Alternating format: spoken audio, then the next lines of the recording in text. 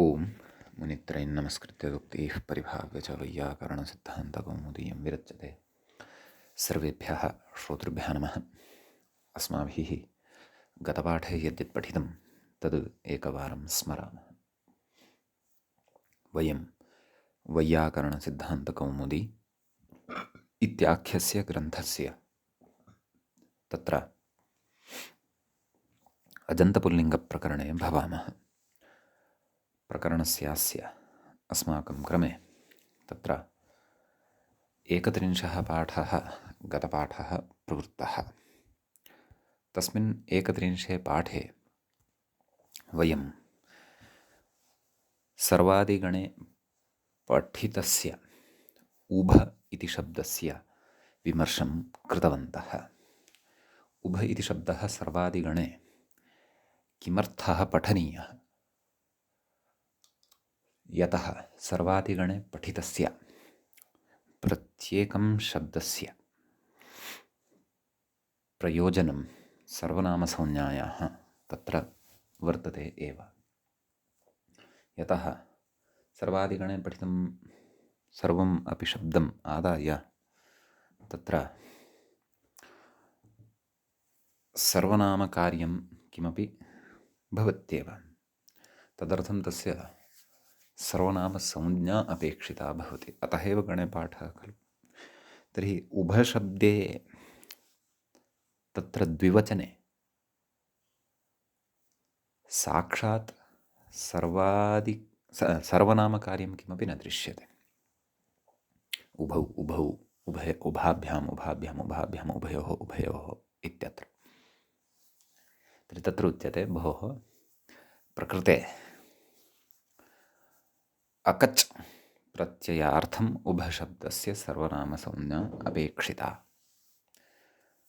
सः च अकच् अव्ययसर्वनाम्नाम् अकच् प्राक्टेः इत्यनेन सूत्रेण विधीयते। अव्ययसर्वनाम्नाम् अकच् प्राक्टेः इत्यनेन सूत्रेण अकच् विधातव्यः इति एतदर्थं तत्र उभशब्दस्य सर्वनामसंज्ञा खलु अपेक्षिता। अतः गणे पाठः। अतः उभकौ उभकौ उभकाभ्याम् उभकाभ्याम् उभकाभ्याम् उभकयोः उभकयोः इत्यादीनि रूपाणि सिद्धानि भवन्ति। तत्र पूर्वपक्षिणा आक्षिप्यते यत् कप्रत्ययेन एव उभकौ इत्यादीनि रूपाणि नित्यद्विवचनान्तानि साधयितुं शक्यन्ते खलु। किमर्थं तत्र अकच एव अपेक्षितः, पुनः अकजर्थं सर्वनामसंज्ञा अपि कर्तव्या। तत्र उच्यते कप्रत्ययः यदि स्यात् तर्हि कप्रत्यये परतः उभशब्दात् अयच् स्यात्। यतः उभशब्दात् अयच् द्विवचनपरकत्वाभावे सत्येव विहितः वर्तते। प्रकृते तु कप्रत्ययः परतः भवति, द्विवचनं परतः न भवति। अतः अयच् स्यात् उभयकौ इति अनिष्टं रूपं स्यात्। कृते तु अकचि अयचः प्राप्तिरेव न भवति। कुतः? यतः तन्मध्यपतितस्तद्ग्रहणेन गृह्यते इति न्यायेन अकच् अयम् उभशब्दस्य टेः प्रागेव पतितः अर्थात् विहितः इति कृत्वा उभशब्दत्वेन एव अस्य परिगणनं भवति। उभ पृथक् अस्ति, क पृथक् अस्ति इत्येवम् अस्य परिगणनं न भवति। कुतः? उभशब्दस्य मध्ये एव अयम् अकच् वर्तते। अतः अस्मात् उभ इत्यस्मात् तत्र उभक इति अकचसहितात् परतः साक्षात् द्विवचनं लभ्यते। मध्ये तस्य तत्र कस्यापि व्यवधानं न भवति। अतः द्विवचनपरकत्वाभावात् तत्र अयच् प्रत्ययः न सम्भवति। तस्मात् उभकौ इत्येव रूपं सिद्ध्यति। उभयकौ इत्यादीनि रूपाणि तु न भवन्ति। तत्र द्विवचनपरकत्वाभावे सत्येव उभशब्दात् अयच् इति प्रत्ययः भवति इत्यत्र प्रमाणमपि दर्शितं वार्तिककारस्य उभयोऽन्यत्र अन्यत्र अर्थात् द्विवचनपरत्वाभावे नाम उभशब्दात् अयच् प्रत्ययः तदा एव भवति यदा उभ इत्यस्मात् शब्दात् परतः अयच् प्रत्ययः न भवति। क्षन्तव्य द्विवचनस्थः प्रत्ययः न भवति तदा एव उभशब्दात् अयच् प्रत्ययः भवति। एकवचन उभशब्दात् एकवचनप्रत्ययः परतः अस्ति अथवा बहुवचनप्रत्ययः परतः अस्ति तदा तु उभशब्दात् अयच् भवितुम् अर्हति। द्विवचनपरकत्वे एव तस्मात् अयच् न भवति। अतः एव उभय इति शब्दस्य द्विवचनं न भवति इति अग्रे वक्ष्यते। तर्हि तत्र निदर्शनमपि दत्तं, दृष्टान्तं दत्तं मूले, नाम अन्यथा उभयतः उभयत्र इत्यादौ इव प्रकृते अपि अयच् प्रत्ययः स्यात् उभशब्दात्, यतः उभयतः उभयत्र इत्यत्र उभशब्दात् परतः त्रल् भवति। अपि च तस् उभयतः इत्यत्र तस् उभयत्र इत्यत्र त्रल्, एवं खलु। यद्यपि त्रल् अपि च एषः तस् एतदुभयमपि तद्धितप्रत्ययत्वं भजते। अनयोः सुबन्तादेव उत्पत्तिः भवति, तथापि द्विवचनान्तादेव अनयोः उत्पत्तिः भवति इति न।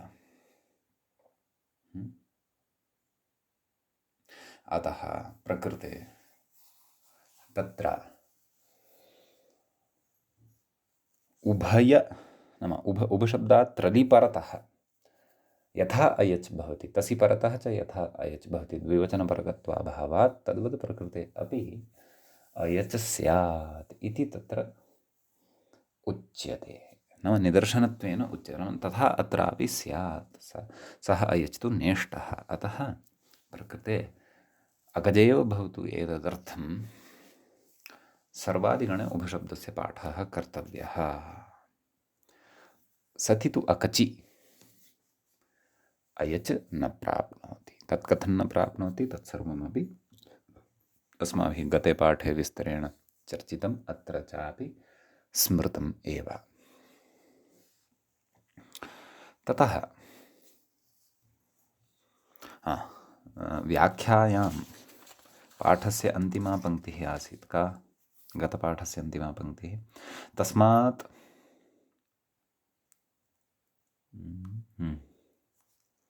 किमासीत् चेत् नैव अत्र यद्वक्तव्यं तद्धितप्रक्रियायाम् उभादुदात्तो नित्यम् इत्यत्र वक्ष्यते इति। उभादुदात्तो नित्यम् इति एकं सूत्रं तत्र इतोपि विस्तरेण गत्वा वक्ष्यते। एवं खलु सद्यः एतावन्तः विचाराः अत्र बुद्धौ भवेयुः।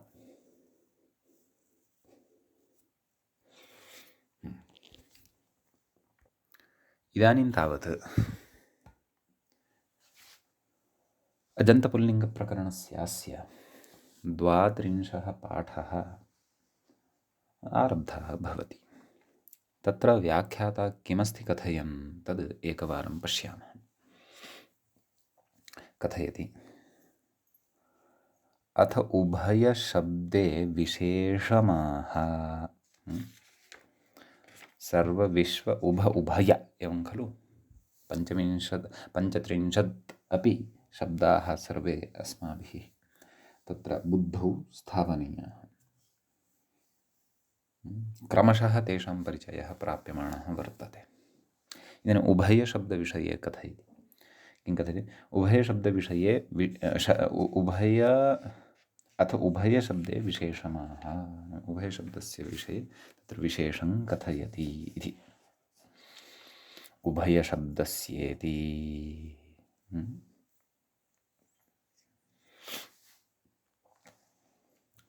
मूले पश्यन्तु। उभयशब्दस्य द्विवचनं नास्तीति कैयटः।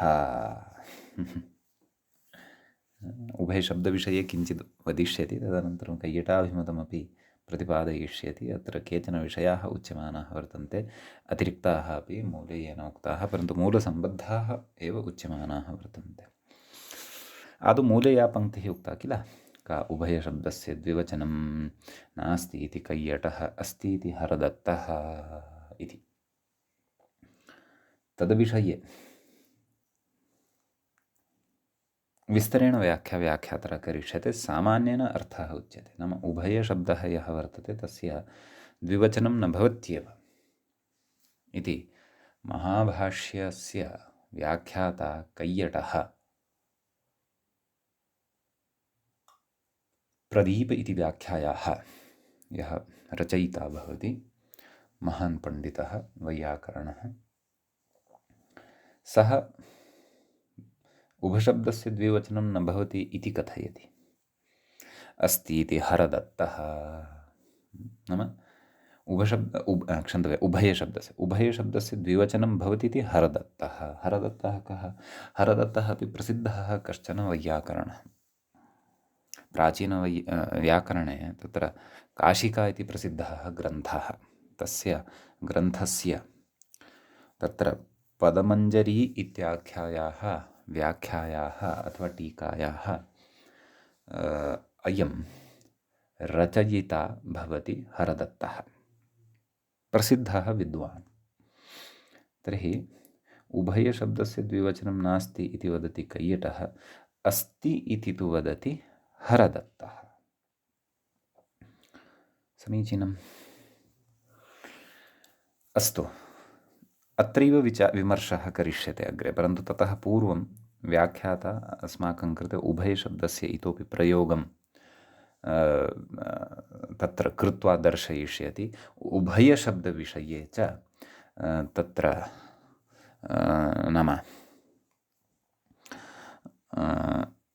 तत्र अन्यान् अपि विशेषान् सः कथयिष्यति। किं कथयति? उभौ अवयवौ यस्य अवयविनः सः उभयः मणिः इति, नाम प्रयोगं दर्शयन् अस्ति। उभौ नाम उभशब्दस्तु द्वित्वविशिष्टवाचकः, पूर्वं पठितं खलु। तर्हि उभौ अवयवौ यस्य अवयविनः सः उभयः मणिः, एवं खलु। कश्चन मणिः वर्तते, तस्य उभौ अवयवौ वर्तेते, अवयवद्वयं वर्तते इति, यतः द्वित्वविशिष्टवाचकः खलु उभशब्दः इति पूर्वमेव उक्तं। तर्हि सः मणिः उभयः मणिः भवति इत्युच्यते, एवं खलु। तत्र कथयति उभादुदात्तः इति अयच्, नाम उभादुदात्तो नित्यम् इत्यनेन सूत्रेण तत्र अयच् इति प्रत्ययः भवति, एवं खलु। तर्हि तत्र उभ अयच्, अयचः अय अवशिष्यते, उभ अय, एवं खलु। अयच् इति तद्धितप्रत्ययः इति कृत्वा उभ इत्यत्र उभ इत्यस्य भकारोत्तरवर्तिनः अकारस्य लोपः स्यात्, यस्य इति च मया गतपाठे पररूपम् इत्युक्तं। प्रायः लोपः एव वरं, यस्य इति च इत्यनेन। अतः उभ अय उभय इति स्थितिः जायते। ततः सुप्रत्ययः सस्यरूपविसर्गे सति उभयः इति रूपं तत्र सिद्धं भवति। मम पुस्तके किञ्चित् टङ्कणदोषः वर्तते, उभय एतदनन्तरं विसर्गः स्थापनीयः, उभयमणिः इत्यत्र, उभयः मणिः इति। तर्हि अयच् इति यः प्रत्ययः वर्तते, सः प्रत्ययः उभशब्दात् उभादुदात्तो नित्यम् इत्यनेन सूत्रेण भवति। समीचीनम्। तस्य अर्थः कः? कस्य? उभादुदात्तो नित्यं, तम् अर्थं व्याख्याता कथयन् अस्ति अस्माकं स्पष्टतायै। किं कथयति पश्यन्तु। अवयववृत्तेः संख्यावाचिनः उभशब्दात् नाम संख्यावाचकः यः उभशब्दः वर्तते अवयववृत्तिः, अवयवार्थे यस्य प्रयोगः क्रियते, उच्यते उभशब्दात् अवयविन्यर्थे, अवयवी ज्ञापितः भवति इत्यस्मिन् अर्थे, नाम अवयवी कश्चन तस्मिन् अर्थे अयच् प्रत्ययः स्यात्, नाम अयच् इति प्रत्ययः भवति इति तदर्थः इति तस्य सूत्रस्य अर्थः भवति। कस्य? उभादुदात्तो नित्यं यच्च सूत्रं तद्धितेषु अस्माभिः पठिष्यते अग्रे। सम्यक्। तर्हि उभयः मणिः इत्यस्य कः अर्थः ज्ञातः भवति तदग्रे कथयन्नस्ति। किं? द्व्यवयवारब्धो मणिः इत्यर्थः। नाम द्वौ अवयवौ आरब्धौ वर्तेते यस्मिन् मणौ सः मणिः द्व्यवयवारब्धः मणिः भवति। अर्थात् तत्र अवयवद्वयेन युक्तः मणिः यः भवति सः मणिः उभयः मणिः इत्युच्यते। नाम एकः अवयवः अपरः अवयवः, सः च अवयवः तस्य मणेः तत्र यः कोऽपि भवितुमर्हति, तस्य कश्चन कोणविशेषः अथवा तत्रैव निर्मितम्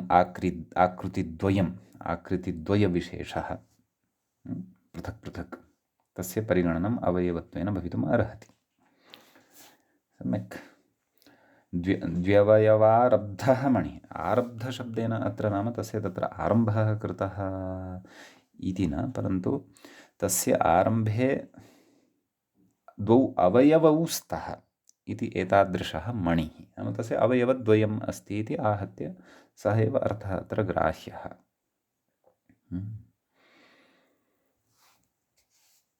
ततः वस्तुतः मणिः तु एकः एव, तस्मिन् अवयवकल्पना तु तस्य भिन्नानि भिन्नानि अङ्गानि अथवा भिन्नभिन्नस्थलं भिन्नभिन्नदेशं दृष्ट्वा, कस्य? मणेः देशं नाम मणेः स्थानं, मणेः भागं दृष्ट्वा अस्माभिः तत्र अवयवकल्पना क्रियते।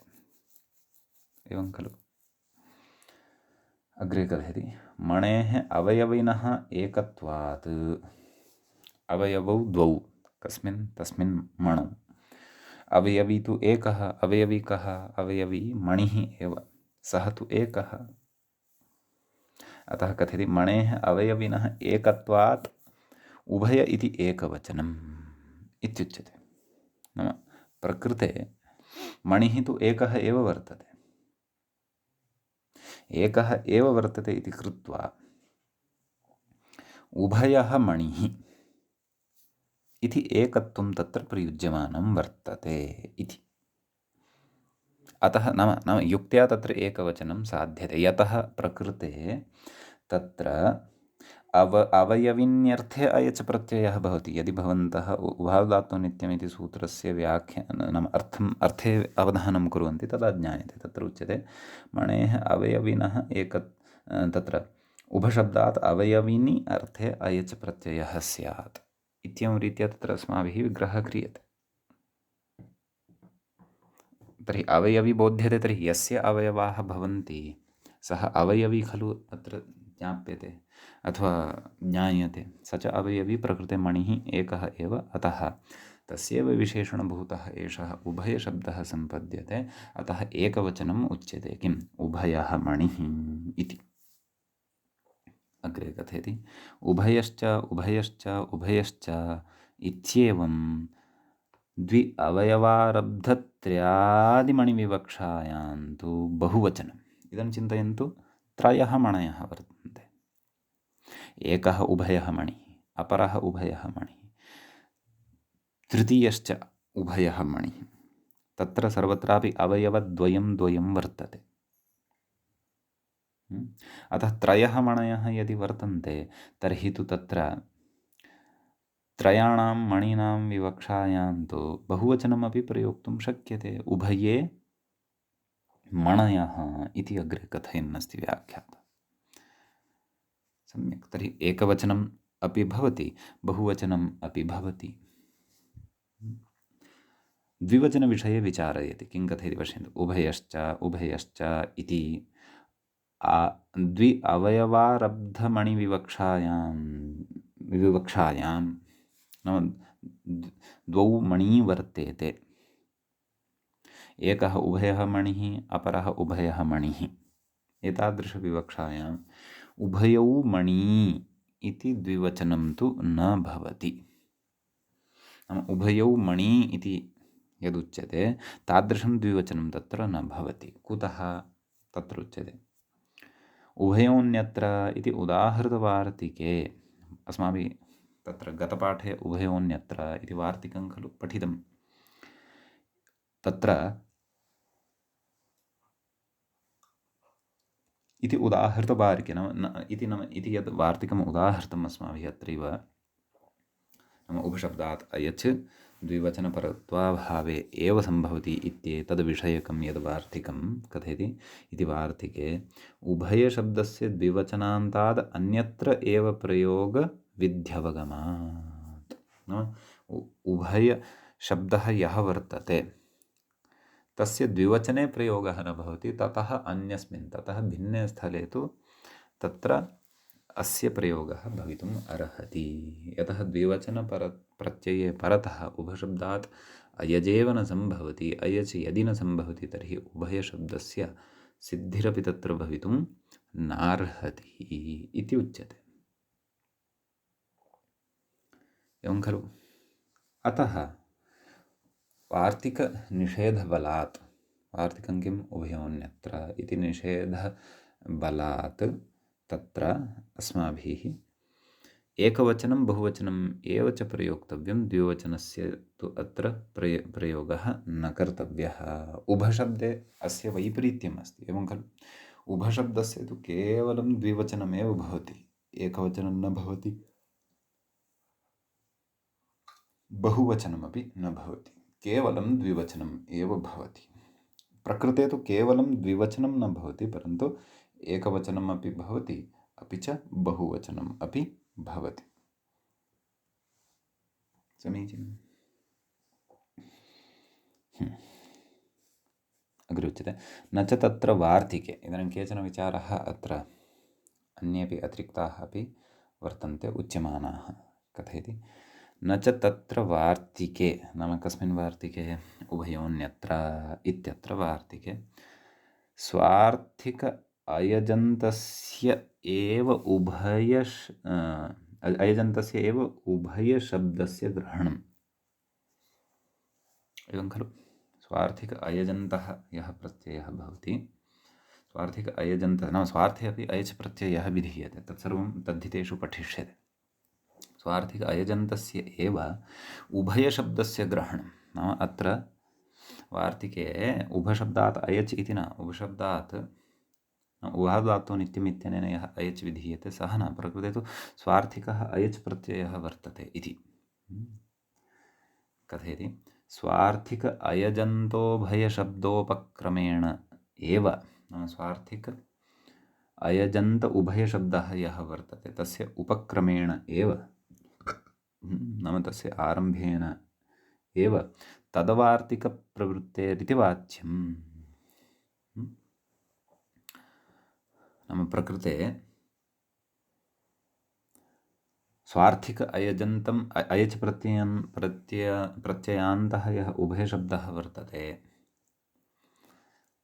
सः एव प्रकृते उभयोऽन्यत्र इत्यत्र विवक्षितः वर्तते। तादृशं स्वार्थे विद्यमानम् अयच् प्रत्ययान्तं निमित्तीकृत्य एव तत्र उभयोऽन्यत्र इति वार्तिकम् आरब्धं वर्तते इति न वाच्यम्।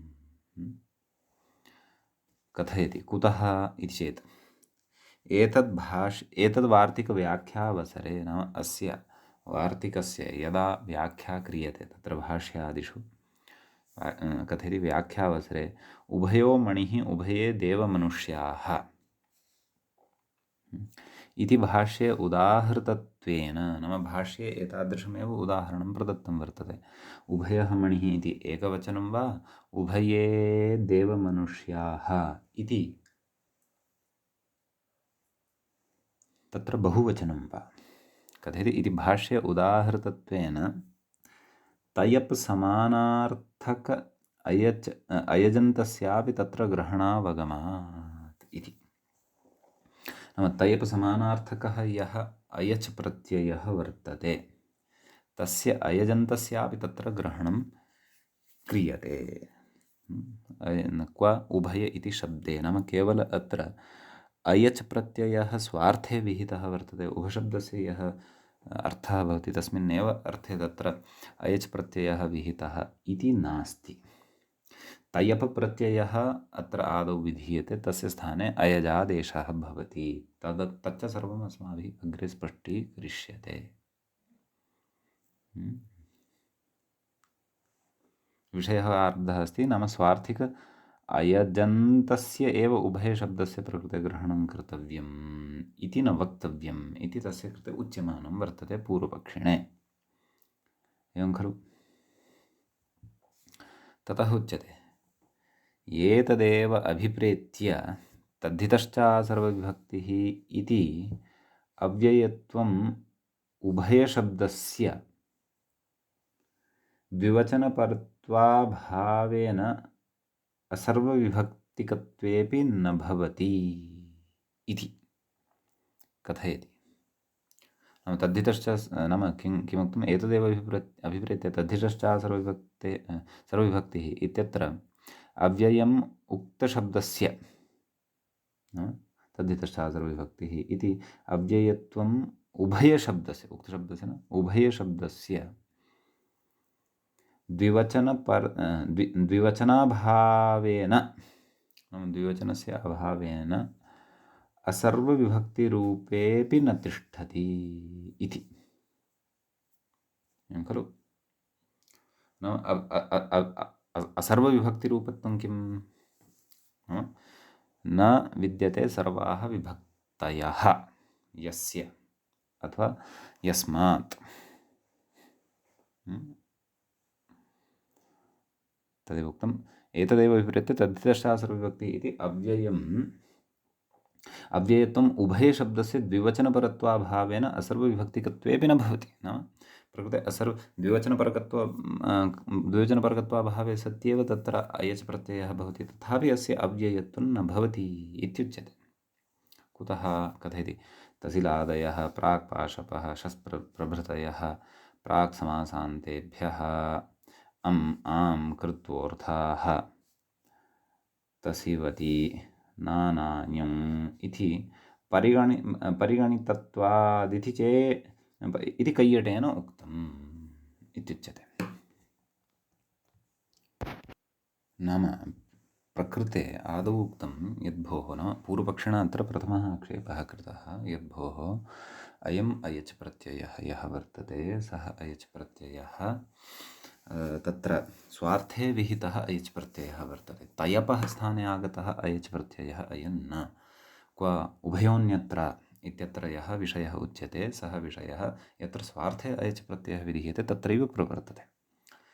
तत्र उभादात्तो नित्यम् इत्यनेन तयपः स्थाने यः अयच् प्रत्ययः आगतः तत्र अयं विषयः न प्रवर्तते। अतः तत्र यदि अयं विषयः नाम तयपः स्थाने आगतः अयचः विषये उभयोऽन्यत्र इति निषेधः यदि न प्रवर्तते, नाम द्विवचनपरकत्वाभावे एव तत्र उभशब्दात् अयच् भवति इति विषयः स्वार्थिक अयच् विषये एव वर्तते। तयपः स्थाने आगतः यः अयच् वर्तते उभादात्तो नित्यं, तस्मिन् विषये अयम् उभयोऽन्यत्र इति प्रसङ्गः न भवति। अतः द्विवचनम् अपि उभयशब्दस्य भवतु, यतः उभयोऽन्यत्र इति निषेधः तत्र न प्रवर्तते इति न वक्तव्यम् इति तस्य निरासः कृतः वर्तते। कुतः? यतः तत्र अस्य वार्तिकस्य व्याख्यावसरे उभयो मणिः उभये देवमनुष्याः इत्येवमेव उदाहरणानि तत्र प्रदत्तानि वर्तन्ते। अतः भवता एतादृशी अपि शङ्का तत्र न स्थापनीया इति उच्यते। ततः अग्रे अत्र किम् उक्तं नाम अस्य अव्ययत्वमपि नास्ति, तदेव उक्तम्। एतदेव अभिप्रेत्य तद्धितश्च सर्वविभक्तिः इति अव्ययत्वम् उभयशब्दस्य द्विवचन अभावेन सर्वविभक्तिकत्वेपि न भवति इति। नाम द्विवचनपरकत्वाभावे सत्येव अस्य नाम अत्र अयच् प्रत्ययः भवति, अतः असर्वविभक्तिकत्वम् अस्य तत्र भवेत् खलु इत्युच्यते। तत्र तद्धितश्च सर्वविभक्तिः इति एकं सूत्रम् अस्माभिः अव्ययप्रकरणे पठिष्यते। सम्यक् तत्र ज्ञास्यते नाम असर्वविभक्तिकत्वं किं भवति, ततः परमेव वस्तुतः अत्रत्यः विचारः अवगन्तुं शक्यते। तथापि उच्यते द्विवचन अभावेन असर्वविभक्तिकत्वेपि न भवति, नाम अव्ययत्वमपि अस्य न भवति। कुतः? तसिरादयः प्राक् पाशपः शस्त्रहृदयः प्राक् समासान्तेभ्यः आम् कृतोऽर्थाः तसीवति नानायो इति परिगणितत्वादिति कैयटेन उक्तं। नाम येषां तत्र तद्धितानां तत्र परिगणनं कृतं वर्तते, परिगणनत्वात् सर्वविभक्तित्वाच्च तेषाम् अव्ययत्वम् उक्तं वर्तते। तत्र अस्यापि अन्तर्भावः नास्ति कस्य अयचः। अतः नाम अस्य अव्ययत्वमपि अस्य न शङ्कनीयम्। अव्ययत्वं यदि साधितं तर्हि तु एकमेव रूपं स्यात् सर्वात्मना उभयम् इत्येव। तर्हि तु बहुवचनश्रवणापत्तिः न स्यात्, नाम बहुवचनस्य श्रवणं प्रकृते न स्यादेव, एवं खलु। अतः अव्ययत्वमपि अस्य भवता न शङ्कनीयं, न च उभयोऽन्यत्र इत्यस्य प्रकृतिप्रवृत्तिः न भवति।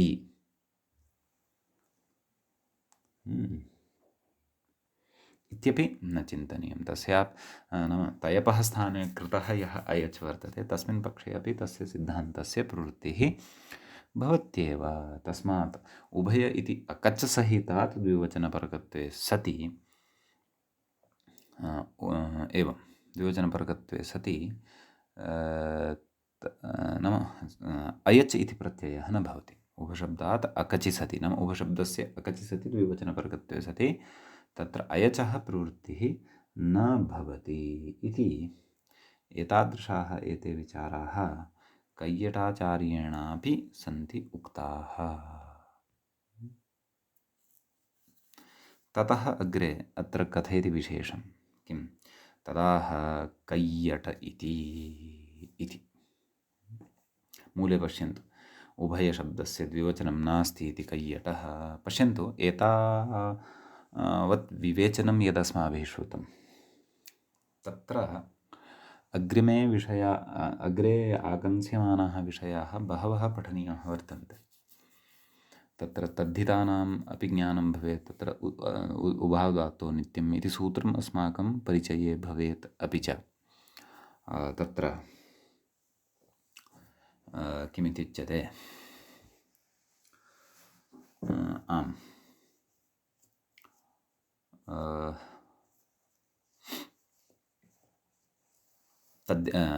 अव्ययप्रकरणे तद्धितश्च सर्वविभक्तिः इति यत् सूत्रं पठितं वर्तते तस्य सूत्रस्यापि अस्माकं तत्र ज्ञानं भवेत् एव। ततः परम् एते विचाराः अवगन्तुं शक्यन्ते। तर्हि मूले उक्तं किं नाम उभयशब्दस्य द्विवचनं नास्ति इति कैयटः, नाम कैयटः तथा कथयति इति। यदि मध्ये बहून् विचारान् श्रुत्वा बहु किमपि नावगम्यमानमस्ति इति अस्ति तर्हि मूलस्य तु विषयः स्पष्टः एव अस्ति, तत्र विशेषेण अवगन्तव्यं किमपि नास्ति। किम् उभयशब्दस्य द्विवचनं नास्ति इति कैयटः इति कैयटाचार्यः कथयति इत्यर्थः इति भावः, एवं खलु।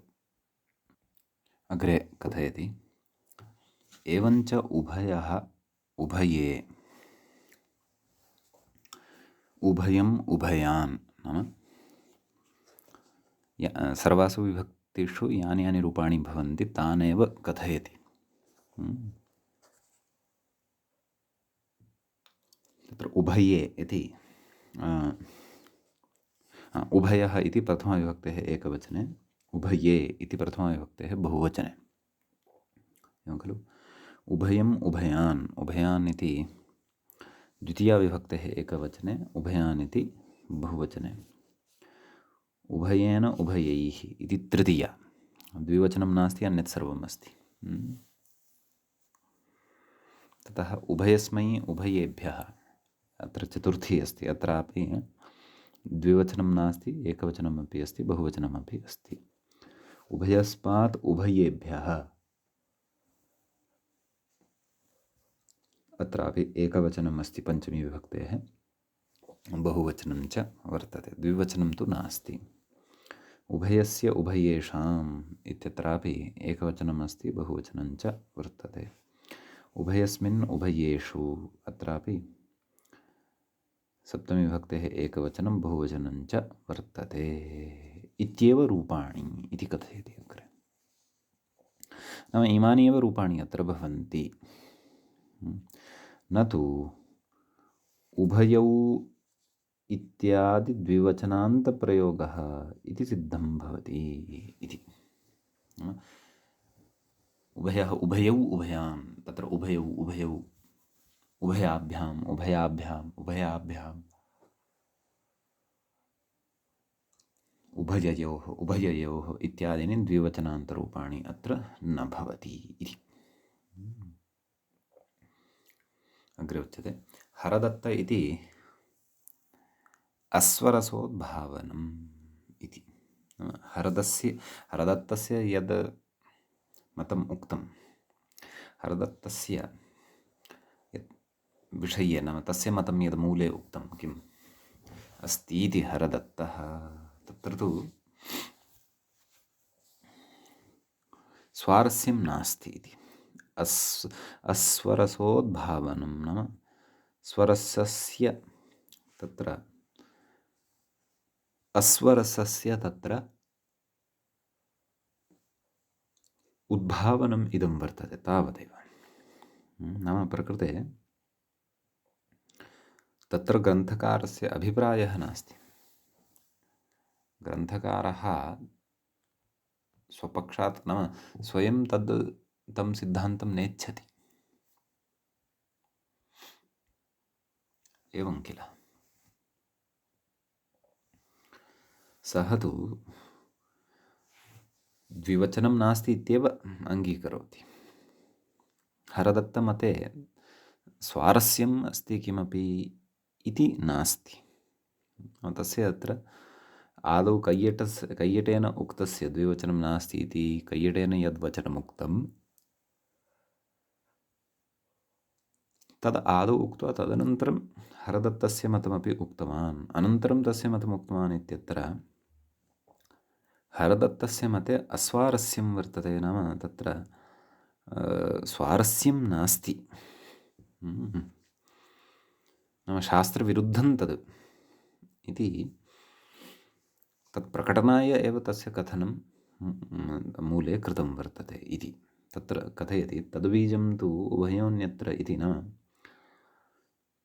हरदत्तेन यदुक्तं यद्विवचनमपि भवति इति न भवति नाम इति असङ्गतं वर्तते इत्यत्र बीजं नाम कारणं तु कथयति उभयोन्यत्र इति प्रागुक्तवार्तिकभाष्यविरोधः एव इति अन्यत्र विस्तरः पूर्वं मूले तत्र उभयोन्यत्र इति भाष्ये यद्वार्तिकम् उक्तं वर्तते तस्य वार्तिकस्य विरोधः अन्यथा स्यात् यतोहि द्विवचनपरकत्वे सति तु तत्र उभशब्दात् अयच् प्रत्ययः न सम्भवत्येव अतः द्विवचनं प्रकृते न भवत्येव इति वार्तिकमेव अत्र प्रमाणं वर्तते यदि द्विवचनमपि अत्र स्वीकुर्याम तर्हि तद् भाष्ये उभयोन्यत्र इति वार्तिकं यदुक्तं तद् वार्तिकविरोधः स्यात् असिद्धान्तोत्पत्तिः स्यात् अथवा यः सिद्धान्तः कृतः वर्तते उभयोन्यत्र इति वचनेन तस्य विरोधः स्यात् अनिष्टानि रूपाणि द्विवचनस्थाने अपि लभ्येरन् अतः हरदत्तेन यदुक्तं तन्न युज्यते इति। हरदत्तेनापि किं प्रामाण्यमादाय इदमुक्तं, तत्र तु सद्यः हरदत्तग्रन्थः एकवारं द्रष्टव्यः भवेत् जिज्ञासुभिः। हरदत्तग्रन्थः कः इति चेत् तदेव पदमञ्जरी इति व्याख्यानं भवतु। अग्रे उच्यते उभयशब्दात् जसि। इदानीम् अग्रिमः विचारः अत्र आरब्धः। पश्यन्तु, मूले तु या पङ्क्तिः उक्ता तस्याः पङ्क्तेः समन्वयनाय, नाम यदि व्याख्याक्रमेण विचारम् आरम्भं कुर्मः अथवा व्याख्यापूर्वकं यदि विचारयामः तर्हि कदाचित् पठिते विचारे पूर्णतया अवगमनम् अधुना नापि स्यात् इति पूर्वमेव उक्तं। परन्तु मूलमेव आदाय किञ्चित् भवन्तः पश्यन्ति, उभयशब्दस्य द्विवचनं न भवति इति कैयटाचार्यः मन्यते। अस्ति नाम द्विवचनं भवति इति हरदत्ताचार्यः मन्यते। परन्तु तत्र कैयटस्य एव वचनस्य प्रामाण्यम् अस्ति इति वचनस्य अवगमाय तु तत्र भाष्यादिषु तत्र उभयोन्यत्र इत्यादिवार्तिकमाध्यमेन यदुक्तं तत्सर्वमपि अस्माभिः प्रकृते चिन्तनीयं भवति।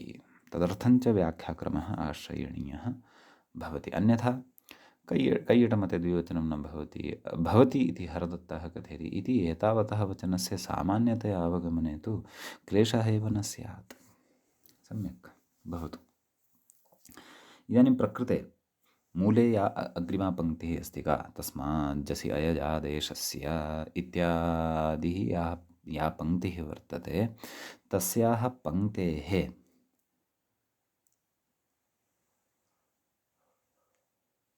अस्माभिः पठनं कर्तव्यं वर्तते। तदर्थं तत्र व्याख्याता अवतरणिकारूपेण आरम्भं कुर्वन् अस्ति। अवतरणिकायाः उपस्थापनरूपेण किं कथयति, उभयशब्दात् जसि सर्वादीनि सर्वनामानि इति नित्यां सर्वनामसंज्ञां बाधित्वा परत्वात् प्रथमचर्मतया अल्पार्थकतिपयनियमाश्च इति सर्वनामसंज्ञा विकल्पप्राप्तिमाशङ्क्य परिहरति इति। एवं खलु? पश्यन्तु, उभयशब्दात् जसि परतः नित्यतया सर्वनामसंज्ञा अपेक्षिता।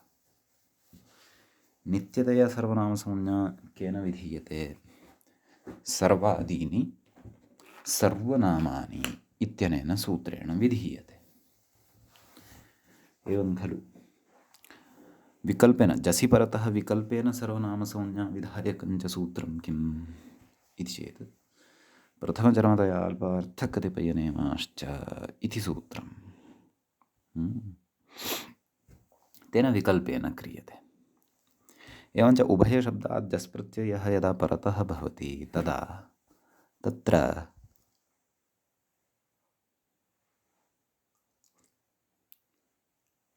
नित्यां सर्वनामसंज्ञां प्रबाध्य, नित्यतया सर्वनामसंज्ञा केन? सर्वादीनि सर्वनामानि प्रबाध्य विकल्पेन सर्वनामसंज्ञा स्यात्। केन? प्रथमचर्मतया अल्पार्धकतिपयनियमाश्च। सम्यक्। आम्, तर्हि परन्तु नाम विकल्पेन यदि सर्वनामसंज्ञा अत्र स्यात् तर्हि तु पक्षे उभयाः इत्यपि रूपं स्यात्। तत् रूपम् अनिष्टम्।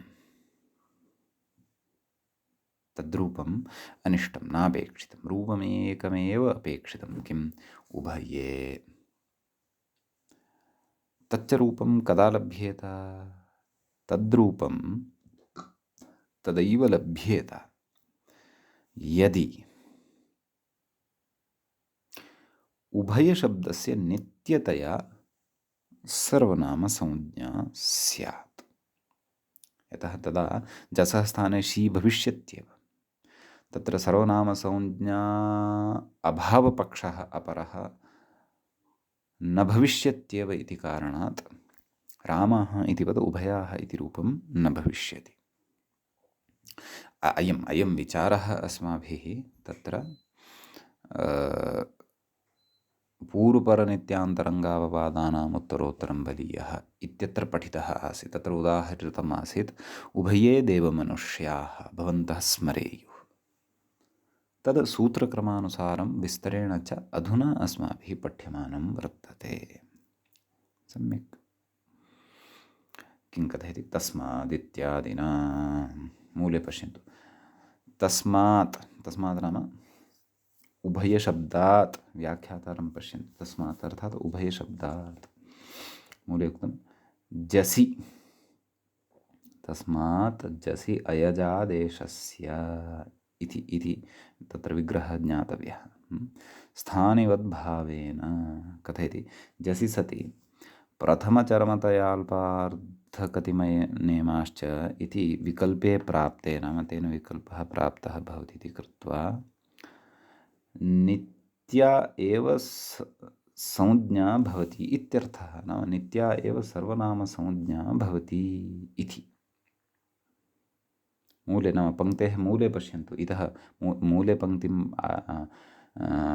पठन्तु आरम्भात्। तस्मात् जसि अयजादेशस्य स्थानिवद्भावेन तयपप्रत्ययान्ततया प्रथमचर्म इति विकल्पे प्राप्ते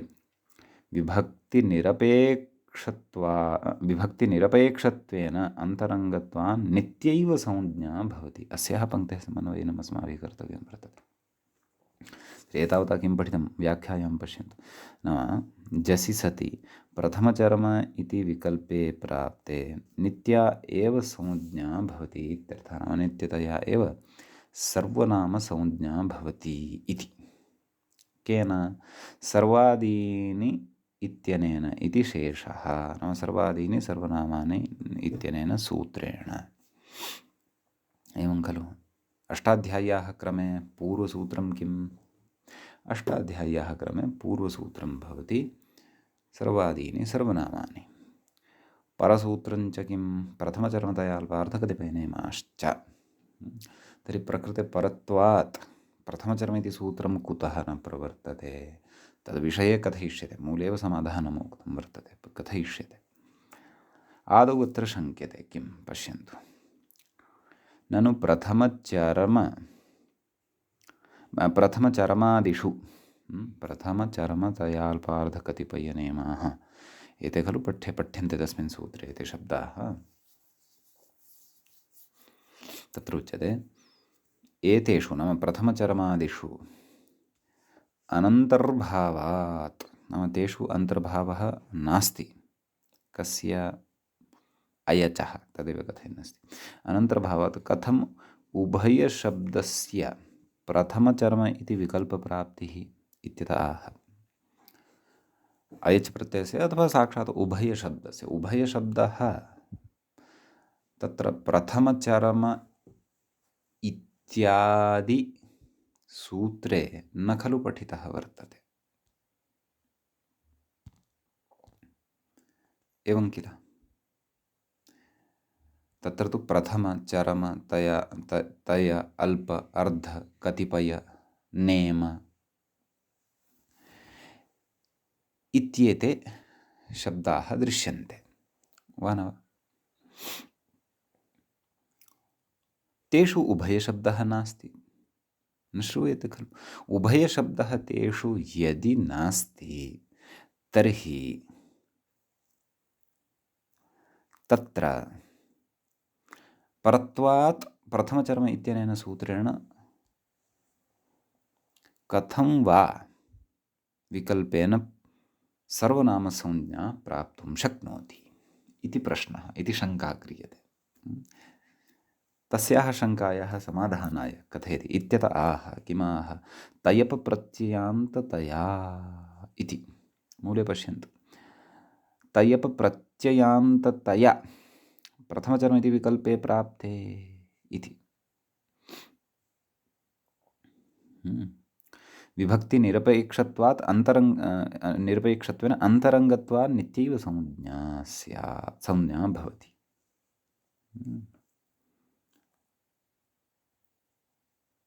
खलु तयप प्रत्ययान्ततया नाम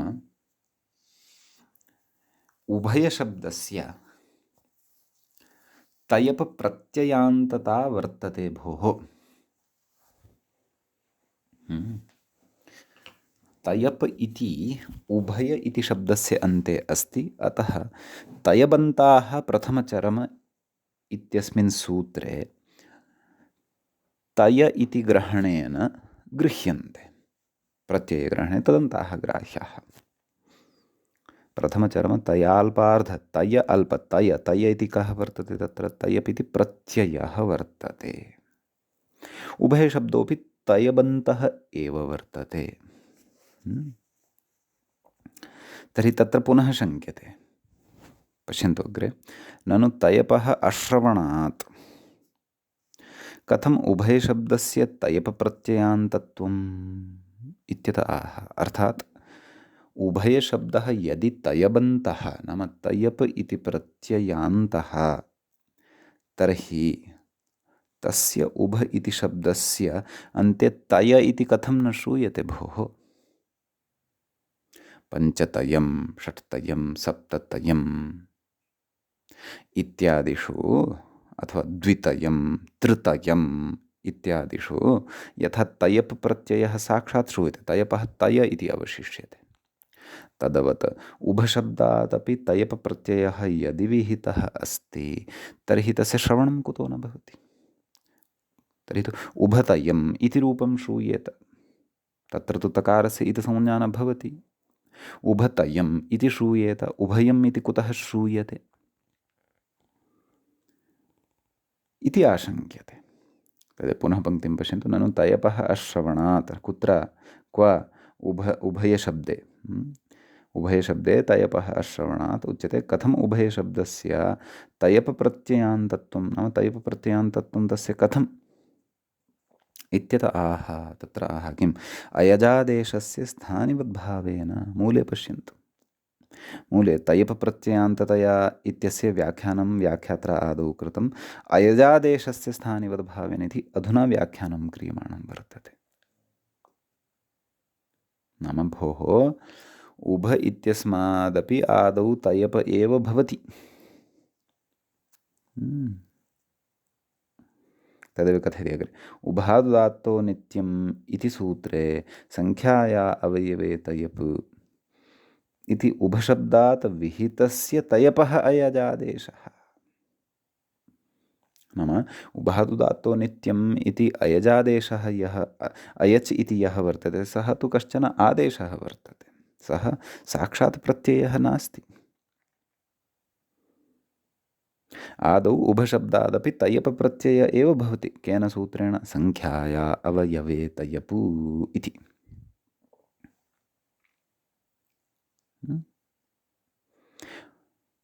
उभशब्दोऽपि संख्यावाचकः एव, द्वित्वविशिष्टसंख्यावाचकः। अतः उभशब्दादादौ तयप् भवति, तदनन्तरं तस्य तयप् इति प्रत्ययस्य स्थाने अयच् इति आदेशः भवति। एवं किल? अतः उभ तय तदनन्तरं तयपः अयजादेशः, उभ अय तदनन्तरम् उभय इति रूपं सिद्धं भवति। अयं च यः अयजादेशः सः तयबपि कुतः स्थानिवद्भावेन, आदेशः स्थानिवत् स्यात्। तयब् धर्मः स्थानिवत्वेन अस्मिन् अयचि अपि वर्तते। तदेव कथयति, उभादुदात्तः इति सूत्रे संख्याया अवयवे तयप् इति उभशब्दात् विहितस्य तयपः अयजादेशः, नाम तयपः एव अयजादेशः भवति। अग्रे कथयति, तयप् ग्रहणम् अननुवर्त्य अयच् स्वतन्त्रः प्रत्ययो वा। तत्र पक्षद्वयमस्ति भाष्ये, नाम तयपग्रहणस्य अनुवर्तनं न कर्तव्यम्, अयच् इति स्वातन्त्र्येणैव प्रत्ययः कर्तव्यः इति पक्षद्वयं भाष्ये स्थितम्। इति पक्षद्वयमपि भाष्ये स्थितं वर्तते। अयमेव पक्षः इति नास्ति भाष्ये, पक्षद्वयमपि अस्ति। अयच् इति स्वातन्त्र्येण प्रत्ययः इत्यपि अभिमतं वर्तते। तयप् प्रत्ययस्य स्थाने अयजादेशः भवति इत्यपि तत्र उक्तं वर्तते भिन्नानि भिन्नानि प्रयोजनानि पुरस्कृत्य। तत्र प्रथमः पक्षः यदि स्वीक्रियते, कः प्रथमः पक्षः नाम उभशब्दात् तयप् प्रत्यय एव भवति, तस्य तयपः स्थाने पश्चात् अयजादेशः भवति, स्थानिवद्भावेन तयप् धर्मः अस्मिन् अयचि अपि वर्तते। अतः अयम् अयच् तयवेव स्थानिवद्भावेन। स्थानिवद्भावेन तयप् धर्मः यदि अस्मिन् अयचि वर्तते, अयजादेशे वर्तते, तर्हि तु अयम् अयच् तयप् अपि अस्ति, तयप् अपि अस्ति यदि, तर्हि प्रथमचर्मतया अल्पार्धकतिपयनेमाश्च इत्यत्र तस्य ग्रहणं भविष्यति वा न वा? कथयति तत्र प्रथमपक्षाभिप्रायेण अत्र नाम प्रथमपक्षः नाम तयपः स्थाने अयच् प्रत्ययो भवति इति पक्षं पुरस्कृत्य अत्र नाम अस्मिन् प्रयोगे सर्वनामसंज्ञा विकल्पशङ्का बोध्या, अर्थात् सर्वनामसंज्ञायाः विकल्पः भवति इति शङ्कनीयम् इति शङ्कायाः अवसरः अस्त्येव। न केवला शङ्का एव, सर्वनामसंज्ञा प्राप्नोत्येव परत्वात्। यतः इदानीम् उभयशब्दः स्थानिवद्भावेन तयबन्तः सिद्धः वर्तते। एवं खलु? अग्रे कथयति ननु प्रथमचरम इति विकल्पस्य परत्वात् कथमिह सर्वादीनि इति नित्येव समुज्ञा इत्यत आह। पुनः अत्र इदानीं पूर्वपक्षः उपस्थाप्यते। पूर्वपरयोः परशास्त्रस्य खलु बलीयस्त्वं। सर्वादीनि सर्वनामानि इत्यस्यापि प्राप्तिः वर्तते। प्रथमचर्मतया अल्पार्धकतिपयनेमाश्च इत्यनेन तयबन्तत्वात् तस्यापि प्रकृते प्राप्तिः वर्तते। उभयोरपि प्राप्तिः वर्तते, तर्हि विप्रतिषेधे परं कार्यम् इत्युच्यते खलु। तुल्यबलविरोधः अयमेव यत् एकेन तु समाने एव स्थाने नित्यतया सर्वनामसंज्ञा क्रियमाणा वर्तते, अपरेण विकल्पेन क्रियमाणा वर्तते। तर्हि परत्वात् प्रथमचर्म इत्यस्यैव खलु प्रवृत्तिः स्यात्, तस्य एव यदि प्रवृत्तिः स्यात् तर्हि कथं वा प्रकृते उभये इत्येव रूपं भवति, न तु उभयाः इत्यपि भवति इति कथं वा तत्र उपपन्नः स्यात् सिद्धान्तः। कथयति तदेव अत्र उक्तं, नाम प्रश्नः कृतः कथमिह सर्वादीनि इति नित्या एव संज्ञा इत्यतः अन्तरङ्गत्वादिति। मूले पश्यन्तु, प्रथमचर्म इति विकल्पे प्राप्ते विभक्तिनिरपेक्षत्वेन अन्तरङ्गत्वात् नित्या एव संज्ञा भवति। कथयति तदेव उपपादयति, नाम अन्तरङ्गत्वं कथं विभक्तिनिरपेक्षत्वेन अन्तरङ्गत्वं वर्तते इति कथयति। एवं खलु? इदानीं विभक्तिनिरपेक्षत्वेन इत्यस्यापि व्याख्यानात् अथवा बोधनात् पूर्वं भवन्तः स्मरेयुः पूर्वपरनित्यान्तरङ्गापवादानाम् उत्तरोत्तरं बलीयः सिद्धं बहिरङ्गमन्तरङ्गे इत्यादि परिभाषापठनवेलायाम् अस्माभिः सामान्येन ज्ञातं किं नाम अन्तरङ्गं, किं नाम बहिरङ्गम् इति। तत्र अस्माभिः पठितमासीत् यत् अल्पापेक्षम् अन्तरङ्गं, बह्वपेक्षं बहिरङ्गम्। नाम कस्यचित् शास्त्रस्य विधानार्थम् अल्पाः एव अपेक्षाः भवन्ति यदि, तर्हि तच्छास्त्रम् अन्तरङ्गशास्त्रम् इत्युच्यते। बह्व्यः अपेक्षाः यदि भवन्ति तर्हि तच्छास्त्रं बहिरङ्गशास्त्रम् इत्युच्यते। तत्र परशास्त्रापेक्षयापि अन्तरङ्गशास्त्रस्य बलीयस्त्वं भवति। परनित्यान्तरङ्गापवादानाम् इत्युक्तं। परशास्त्रापेक्षया अन्तरङ्गशास्त्रस्य बलीयस्त्वं भवति। अत्र तथैव जातं वर्तते। परशास्त्रं प्रथमचर्म इति, एवं खलु? अन्तरङ्गशास्त्रं सर्वादीनि सर्वनामानि इति वर्तते। कुतः? तस्य निरपेक्षत्वं वर्तते। तच्च कथं वर्तते तद् वयम् इतोपि विस्तरेण अग्रिमे पाठे अत्र चर्चां करिष्यामः। अद्य तावत् एतावन्तमेव विषयं पठित्वा अत्रैव उपसंहरामः। मङ्गलं कुर्मः।